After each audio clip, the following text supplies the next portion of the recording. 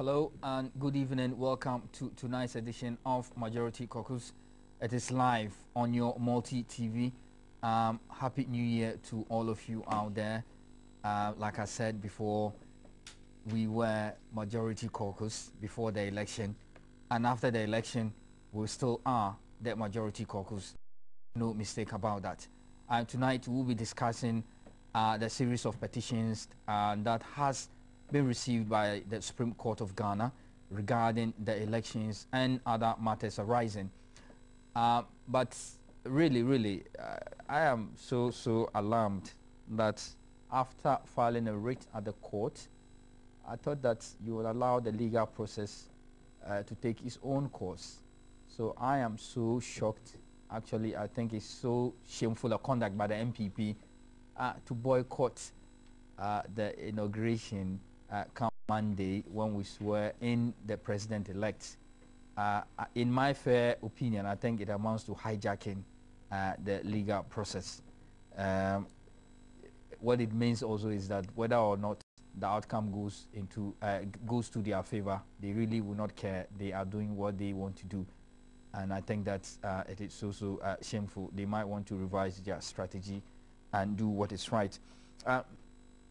Tonight we will be looking at the topic I have mentioned already, but to help me do the discussion and make it much more interesting, I have been joined in the studio by lawyer Francis Arthur. He's a private legal practitioner and government appointee to the board of the National Media Commission, and he will be helping me do justice to this topic. Also joined in the studio is lawyer Victor Kojoga Adawudu. The Kojoga has to be mentioned, and it is very important. Kojoga Adawudu, also a member of the NDC legal team. He will be telling us why the NDC joined in the suit at the Supreme Court, and he will be giving us very cogent reasons why they will be affected as a party, NDC. Thank you very much, gentlemen, for your time here. I think the cameraman had a switch when I was doing the introduction. On my immediate left is the private legal practitioner, lawyer Francis Arthur, and a member on the Ghana Media Commission's board, government appointee. And extreme left is Victor Adawudu, also a lawyer. Let me start with you, Victor. You were here some weeks back. We discussed the preliminary issues raised by the MPP even before they will file the writ. Now they have done that, and the NDC is joining. They said, oh, it is not against you, it is against EC. But I thought common sense would detect that you will be the victim somehow, indirect victim, because if it goes against the EC, it goes against the NDC. Yeah, let me wish our cherished listeners and my party members, loyalists and faithfuls a happy new year. And I'll operate in a very the NDC way, E the B. Okay. You know, I wish them the best. I know the best is to come. We are advancing the better agenda, and the Lord would be seen during the years to come. I have faith. I'm an optimist that a lot will be done. We'll build on the foundation led by His Excellency, the late Professor Mills. Now, let me really break the issue down so that listeners can understand, because we want to really educate. Absolutely. Now, what NDC has is to file a motion on notice to join the action. Okay. You see, when you go to court, we have two parties. The person who comes to court is called the plaintiff. In this matter is the petitioner, because it's an election petition. Petition is a prayer. You make a prayer to the court that heed to this prayer. And the prayer they are making is that, say that John Mahama was validly, His Excellency was not validly elected, and I, Nana Akufo-Addo, was validly elected. So that's the prayer they are making to the court. So they are the petitioners. Now we will have to respond. So if the person responding becomes the respondent, right? So these are the two parties. So you can either be a petitioner or a respondent. Now in this matter, so these are the parties to the case. So in this election petition, we have Nana Akufo-Addo, we have Mahmoud Bawumia, Dr. Mahmoud Bawumia, and Jake as the petitioners. We have His Excellency John Dramani Mahama and Electoral Commission as the respondent. So they are the parties to this matter. Now, what you see is in law, there is a principle or it's a setup in law that if a matter is ongoing in court and you have an interest in that matter, or the decision that would be arrived at in that matter would affect your interest or would affect you in the alternative, you have the opportunity at any time to come and join the matter. Okay. So you ask the court and say that, my lords, A, B, C are my interest. So I don't want anybody to fight the battle on my behalf. So I'm coming. Let me make it with an analogy in land litigation. I think people are conversant with land so that they can understand. Yeah. Let's say I am the owner of the land, the Alodia owner. I sold the land to Atta, right? Then you encroach on the land of Atta. You, the third person, you have encroached. Now Atta sues you and says, that is my land, you cannot encroach on the land. Then Atta or I, who sold the land, can come and say that I gave the land to him. Okay. So I can join that matter, because if the court declares and says that the land does not belong to Atta, automatically it doesn't belong to you. It doesn't belong to me. So that is the scenario here, that if any decision is taken and it affects His Excellency, the President, automatically it affects the NDC as a party. Okay. So the court has this structure that you can come. And it is based on one principle. The principle is that litigation must end at a point in time. It must come to an end. It must come to an end. There must be closure because of public policy. We cannot continue litigating all years. So if you have an interest, you cannot sit by and say that, oh, I will wait. When they finish the matter, I go and reopen the matter. No. So because of that principle, the court will allow you at any stage before judgment is given. If you have an interest, you should join. Okay. So that's the meaning of what NDC goes. Now the reasons why NDC is going, it's saying that, one, it is a registered political party since 1992. It contested the 1992 election, 96, 2000, 2004, 2008, 2012. So it is a force to be reckoned with. And under the political parties law, it is registered. Now, it goes through a process. It nominates the flag bearer. When it nominates, it sponsors that flag bearer, and that flag bearer goes through on the ticket of the political party. So if he is sponsored and nominated by him, then automatically any decision that will affect him will affect the party. Of course. As we go on, I will explain the petitioner, how petitioner can come and respondent. So those are the interests, and says that, look, because of this, because even the presidential candidate uses my symbol, my emblem. So if you are going to vote on the ballot box, the picture of the presidential candidate is there. You see the symbol of the party there. So that's why the party is saying that it has a direct stake in this matter. So it should be joined to the matter. Now, you see, there are arguments I've heard. The opposition party making that it should be a natural person. A natural person. I'm yet to find in any of the laws, because you see the CI. Let me start with the Constitution, because you know when you want to look at the hierarchy of laws, because it will come. Now, Article 11 of the 1992 Constitution makes how the hierarchy of laws should be. Which one is the highest that should supersede any law? That is the Constitution. The basic one is the Constitution. Okay. Then it comes with the Act. That is the legislation, all the laws that have been enacted by Parliament. Right? So that's why we can have Representation of People's Act. We can have the Ghana Education or Education Act, Ghana Education Service Act. Those ones are done by Parliament.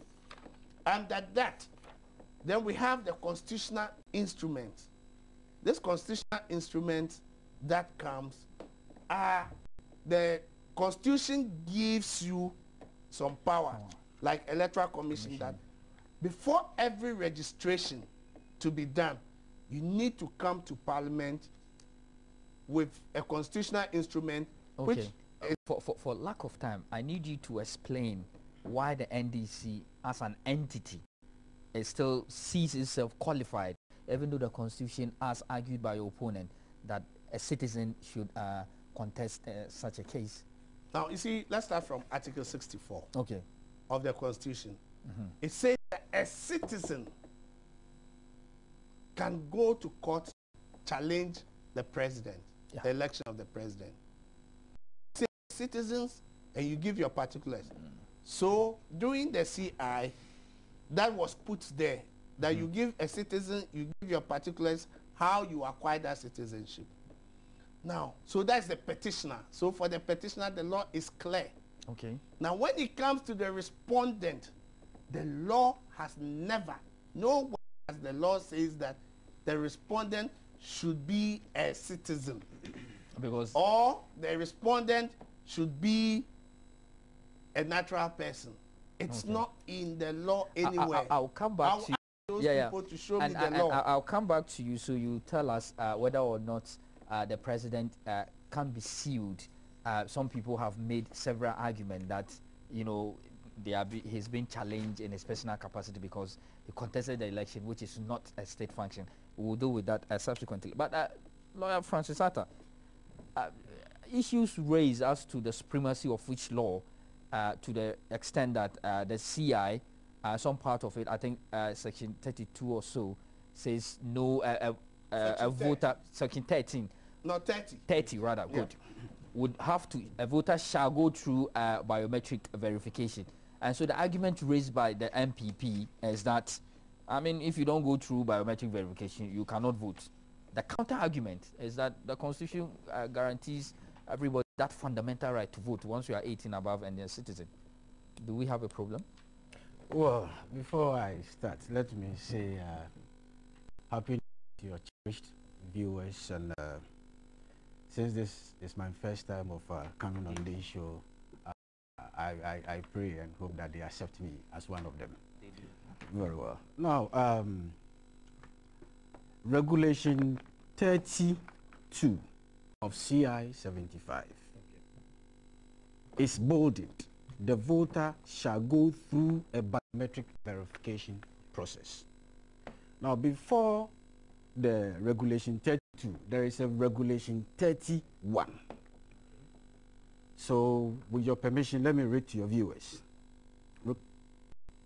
Regulation 31 of the CI 75 reads, a presiding officer may, before delivering a ballot paper to a person who is to vote at the election, require the person to produce a voter identification card, or B, any other evidence by the commission in order to establish by fingerprint or facial recognition that the person is the registered voter whose name and voter identification number and particulars appear in the register.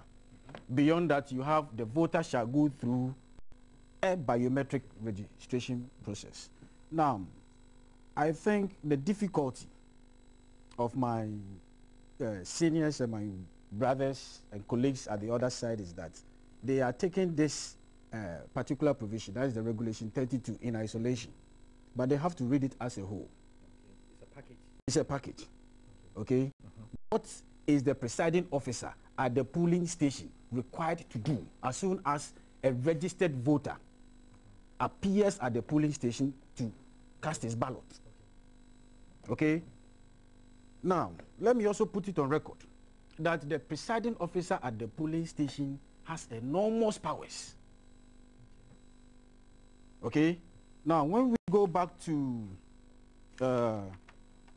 Regulation 17B, Regulation 17(2), the duties, which spells out the duties of a presiding officer. So the duties of a presiding officer include setting up the polling station, A. B.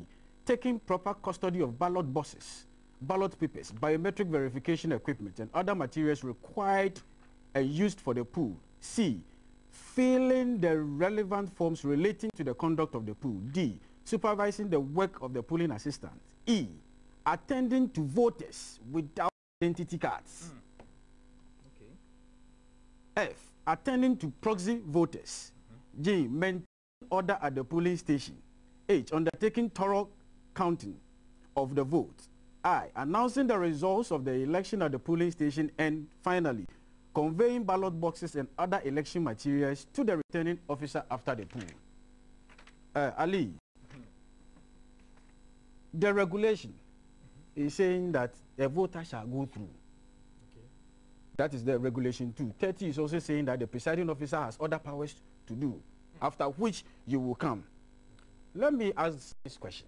Are you saying that if a registered voter walks to the polling station with his valid registration card, and yes, and the presiding officer satisfies that this guy is per at regulation 131 is qualified, then a certain machine cannot pick the fingerprint or the biometric features of the person, thereby the presiding officer will say, boss, because the biometric machine is not working or is not able to capture your biometrics, even though I know that you are the person you claim to be. The registered book. And I mean, you are the person you claim to be, in that I have seen your face, you showed me your biometric voter identification card, your name and face is correct, number. Everything appears on the register. Because the machine says no, I'll ask you to go away, because according to the law, the voter shall go through a biometric verification process.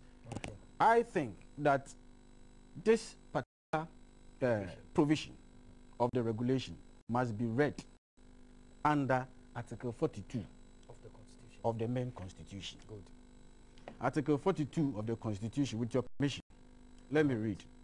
Every citizen of Ghana of 18 years of age and above, of 18 years of age or above, and of sound mind, has the right to vote and is entitled to be registered as a voter for the purposes of public election and referenda.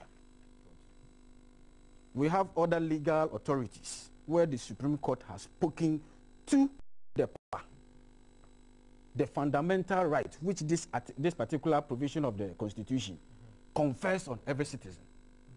Article 42 expressly conferred the right to vote on every citizen. It's a fundamental right. It's a fundamental human right. Every citizen. The only disability there is that you must be 18 years and above. That's all. And you must be of sound mind. So if the person gets there, with the person who is registered, validly registered, gets there, no, there is no machine. As to why the EC put this particular thing there, I've heard issues to the effect that yes, it was agreed, it was arrived at the IPAC and all that. Speculation surrounding the provision or the inclusion of this provision, I would want you to tell me about it when I come back from this short commercial break. Stay tuned. I will be right back.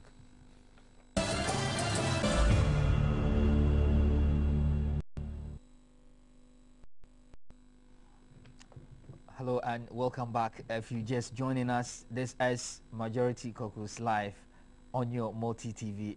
Tonight we've been discussing the various issues that have arisen as a result of the 7th December 2012 presidential and parliamentary elections. And with me in the studio as private legal practitioner, lawyer Francis Arthur, and a member of a government appointee on the Media Commission, the Board of Media Commission, and lawyer Victor Kojuga Adawudu, member of the NDC legal team. Counsel, before the break, you were on the solid points as to why this provision was captured when they knew that Article 42 of the 1992 Constitution gives a wider power than that. Yes, as I was saying earlier, I've had discussions to the effect that this particular provision, that is the voter shall go through the biometric verification process, came about because of an agreement arrived at IPAC. Okay, that is the Inter-Party Advisory Committee. Okay. Also, but then again, personally, for my legal mind, I am thinking that whatever provisions that you have in this LI be in consonance with the provisions of the Grundnorm. That's the bigger law.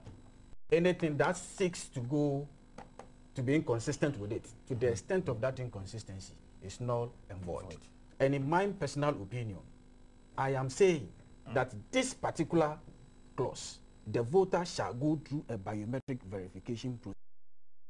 If the said voter who you are seeking for him to go through the biometric verification process is a registered voter and appears at the correct polling station, and the presiding officer satisfies himself per regulation 31 that this guy is the person he claims to be, by looking at the picture, by looking at the particulars of the ID card, and now coming to 32, the machine says that you place your finger there, and the machine says rejected. For as many times rejected, then the presiding officer will say that, boss, the machine has rejected you, so you cannot vote. So the machine is detecting the pace. So the machine is coming to determine whether somebody should vote or not. I am saying here that the Constitution says that if you are registered and you are 18 years and above and of sound mind, nobody should prevent you from exercising that fundamental human right which is enshrined in the Constitution. Okay, so I personally think that the petitioners have a very Herculean task to convince the Supreme Court to invalidate that over 400,000 votes. But Counsel, the argument is that, oh, we've all agreed to go through this system, and without the rules and regulations, even though the Constitution is clear, we need some guidance from the Electoral Commission's point of view. We need some guidance, we need some regulations for the effective performance of the mandate of the EC. But whatever regulations, whatever laws the EC seek to put across shouldn't be in conflict with the ground norm. And I am saying that this particular clause, this particular provision of CI 75 is seeking to challenge Article 42. Because if I get there, as I've created the scenario, I get there, I'm a registered voter. The polling agents of the parties know that, oh, this is Francis, I've gotten there. Then they've identified me by card, by face, everything. Then I get there, the machine is not picking me. Because the machine is not picking me, the presiding officer says, boss, go and stand aside. We are not going to vote, cast your ballots, because the machine is not picking you. But if that was the case, we should just have discarded with the machines and do our normal thing. Why would some people vote through machine, others won't vote through machine? Then again, before my senior comes in, what I understand the Electoral Commission did per CI 72 is that they compiled a biometric register. Oh, okay. Okay? The biometric register in such a way that your features, your biometrics are captured there. But beyond that, they want the election to be credible. Okay? They didn't say that if I do not think that the Electoral Commission intends that if you don't go through the biometric verification process, you shouldn't vote. No, that is not what I think. And senior, let me also say here now that whatever law, whatever regulation that anybody sets out, brings out, when the Supreme Court makes pronouncements, that is final. The Constitution is what the Supreme Court says it is. That's all. That's an interesting perspective. Counsel, you want to have your Yeah, wife on I this. just wanted to comment a little bit on what he has said. That you see, with all the due respect, I don't think we are here to argue the law. We will leave the law for the law lords to interpret, but we want people, we want citizens to understand Absolutely. what the MPP has But taken that is the to essence court. of the show. Yes, Yeah, have to taken educate. to court. Now, so let me put it in context. By their petition, right? By their petition that they have filed in court, there are three major issues that they have put before the Supreme Court. The issues are that they were overvoting, which they mean that the number of ballot boxes that was issued, ballot papers that was issued, at the end of the day, the number of ballot papers in the box outweigh the number that they issued. That's one of the things they are talking about. Two, they are saying that people voted without the biometric verification. So if the machine cannot identify or pick your fingerprint, that means that your vote should be invalidated. So they are saying that a number of Ghanaian voters who stood in the stand, because the machine could not pick, they should nullify their vote. And the third one they are saying is that presiding officers did not sign the statement of proof, which we refer to as the blue sheet or the pink sheet. These are the three major issues. Is there another one that the words and figures don't match? That's right. The words and figures On the pink do sheet not match. Yes, Okay. do not match. It is one of them. It's a subunit captured under these three. Same serial numbers. Yes, same serial numbers Okay. on same sheet. So if you put all, it becomes 5. Right? Listen, I wouldn't argue the law. I'll leave the law. But simple, what he was saying, where they said that you shall go through, you see, the basic rules of interpretation, any law student who goes to law school, you are taught interpretation. You cannot go to law school without learning interpretation. And there are 3 basic rules. Basic. I'll paraphrase, I won't read. Basic. It says that when you're interpreting the law, you must read the whole provision as a whole. Right? You just don't take one and say, oh, the law says this over here, so I'll run with that, only that provision. You read all. 2, give ordinary meanings to words when there's no absurdity. So if it says that Kofi should go to school, what does the meaning of Kofi should go to school? So you give ordinary meaning. It is until it leads to absurdity. Okay. Then that is when, are you getting it? So you take the word and you give its natural meaning to the words. Okay. So what my colleagues at the other side are trying to take 32 and run with it. Instead of putting 32 together, it says that, you have to go when you come, right? Any other evidence the commission determines, your ID card and any other evidence. The second one is to go through biometric. What everybody should know is that the fingerprint, there it says that fingerprint or facial recognition, or in law is that either. Okay. It's not the two. Either. Right?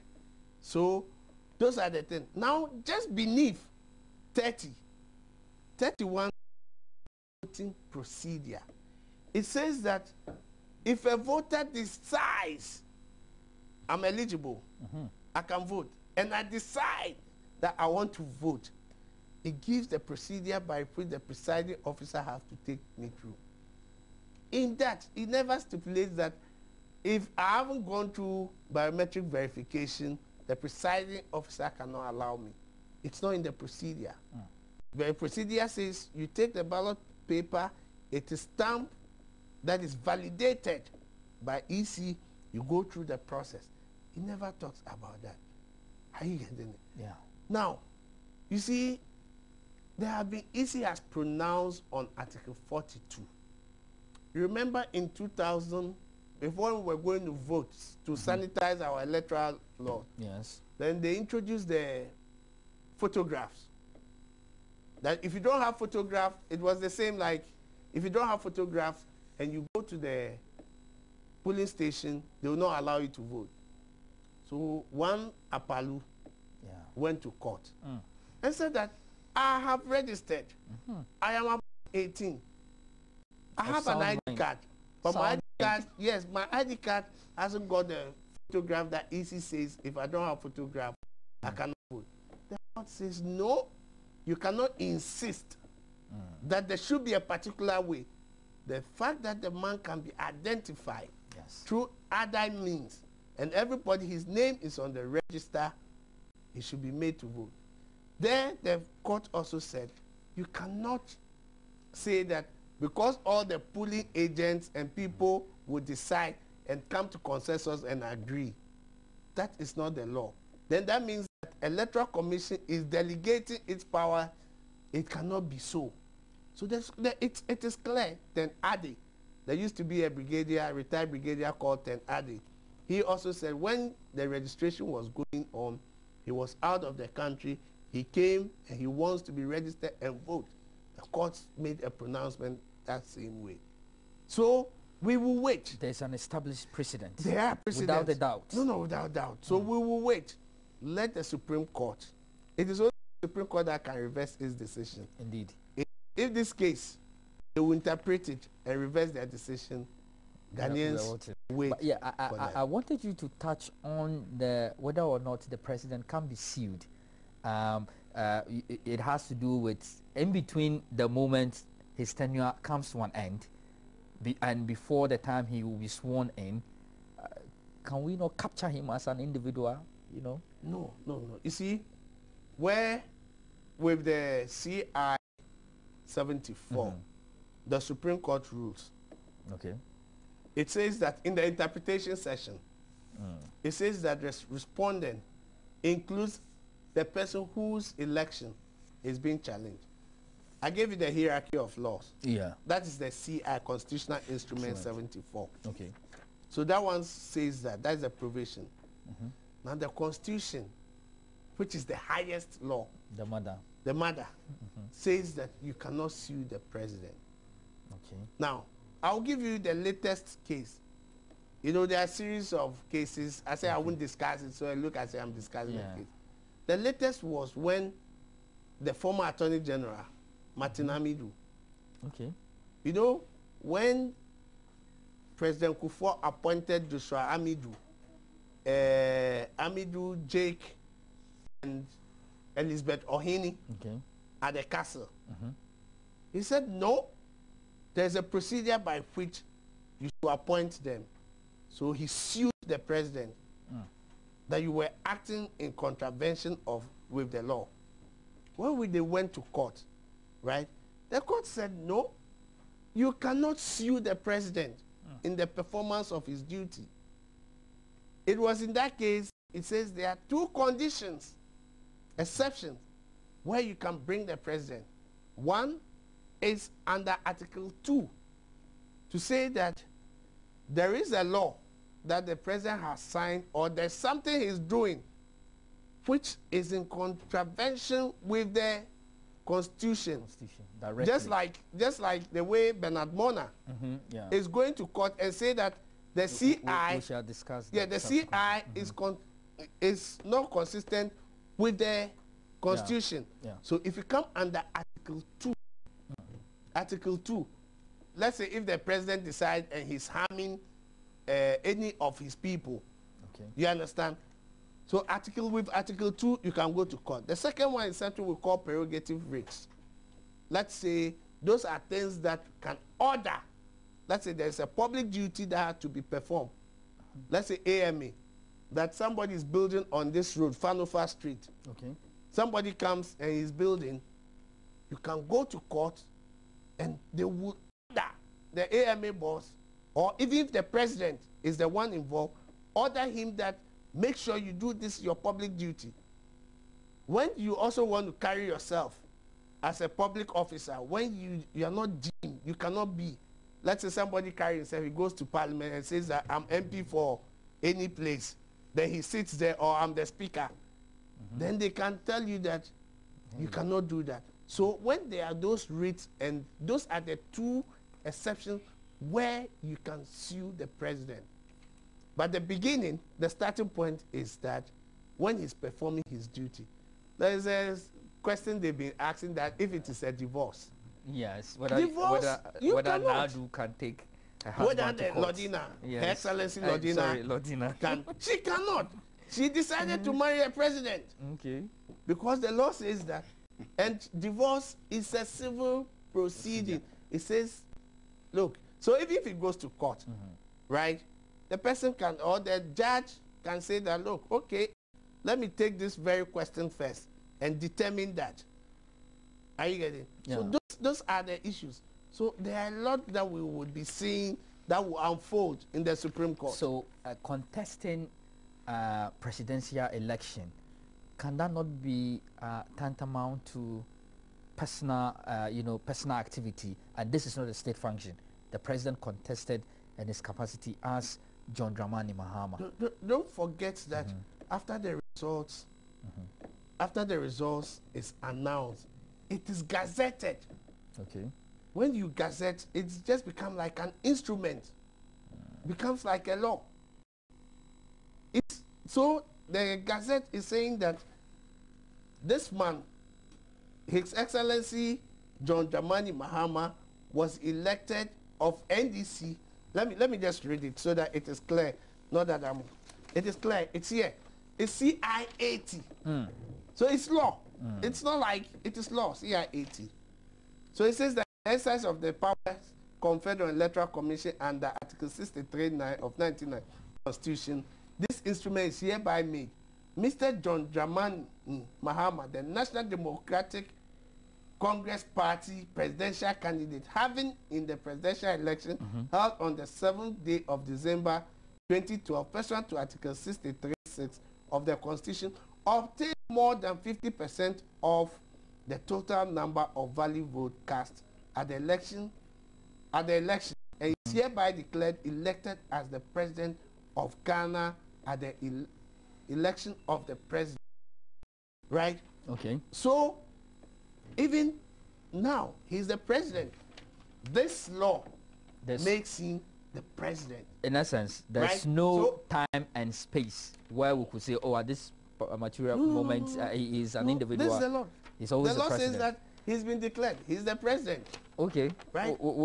He's the president. So, quickly. That's the issue. So, but because the provision says that if you are challenging the constitutional instrument, which is being challenged now, provisions aspect of it. So if those aspects, they would have to interpret them, then we'll see. If the Supreme Court decides and says that, okay, if it comes to elections, then you can sue the president in his capacity, then that is. And I believe that a citizen, any citizen can go to court and come also and say that, look, I think that you cannot sue the president. Absolutely. So we'll look at the... stay with me. I'll be right back. What is this?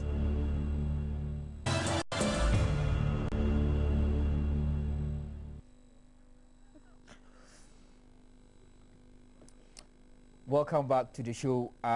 If you just tune in, this is Majority Caucus live on your multi-TV. Issues gone so far, whether or not you can sue the president and whether or not the MPP has a case when they argue no biometric verification, no vote. For now, let's turn our attention to Council Francis Arthur. The General Secretary for PNC is also in court seeking interpretation. His argument is that some provisions of CI 74, the Supreme Court amendment rules, specifically I think Rule 69C5, somewhere thereabouts. The rules has stated that the Supreme Court cannot review its decision, and other matters. They can also sit on holidays, which he argues is highly inconsistent with the provisions of the Constitution. I need to know your views on that. Is Bernard Mona on the right track? Well, Bernard, thank you. Bernard Mona, as a citizen of Ghana, is very much on the right track. Now, what Bernard Mona is saying is that the Rule 71B of CI 74, which reads, Rule 55 does not apply to a decision of the court in respect of a petition presented to challenge the election of a president. And it is titled, No Review. Yeah, no review. Okay. Now, Rule 55 of CI 16, which the CI 71 is referring to, reads, and if, with your permission, I'll read. Yeah. Rule 55. An application for review shall be filed at the registry of the court not later than 1 month from the date of the decision sought to be reviewed. From where I'm sitting, when you ask me, I think Rule 71B is very ambiguous. Okay. It's not clear. At all. You understand? But with the aid of the heading titled No Review, presupposes that with regards to challenges to presidential election, and in this particular case, this particular challenge, whatever decision the Supreme Court arrives at cannot be reviewed. Okay? So in the instance, if the Supreme Court says, I'm just giving an analogy, that, oh, based on whatever is going on, His Excellency John Dramani Mahama and Nana-Addo Dankwa are not the president-elect. It is Hassan Ayarega. It implies nobody can go and review because the Supreme Court has made a pronouncement per Rule 71B. Okay. You understand? And I think that this Rule 71B stands in direct conflict with Article 133 of the Constitution. Okay, which states to the extent that the Supreme Court can always review its own decision. And when you come to Part 5 of the CI 16, it gives the procedure, okay, of how a party who is aggrieved by the decision of the Supreme Court should go about it. And the Rule 55, which the Rule 71 of CI 74 is saying that is not applicable, is only saying that it's only talking about the time for the application.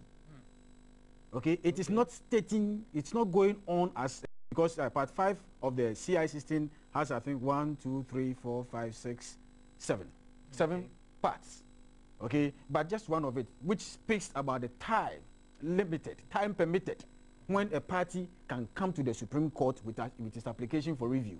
And the CI 71B, 74, Rule 71B is only saying that Rule 55 is not applicable. To me, it is very ambiguous. It is very, very, very ambiguous. So, of course, if my brother Bernard Mona is going to court, he's going to court to seek a proper interpretation of the law. That is why... There's a second bit too, because we are running out of time, that the Supreme Court can also sit on holidays. And I heard something very dangerous today.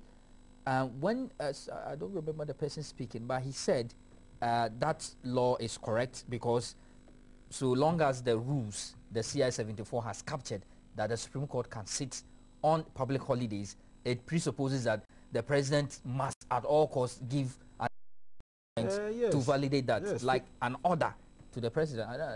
Freedom of speech. Everybody has a right to say whatever he wants or whatever he thinks. But at the end of the day, the Supreme Court will make a pronouncement.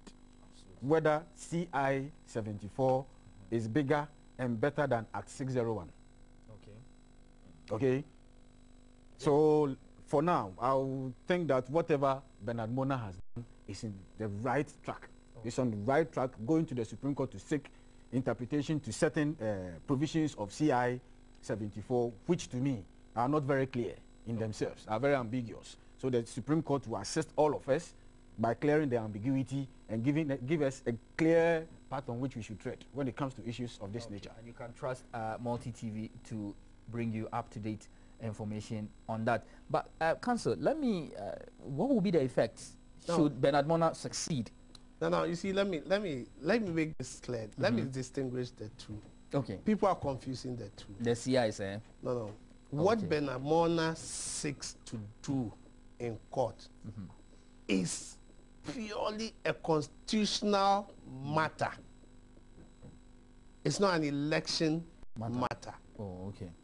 what he seeks to do is to say that portions of the CI 74 is inconsistent with Article 133 of the 1992 Constitution, which grants the Supreme Court power to review its own decision.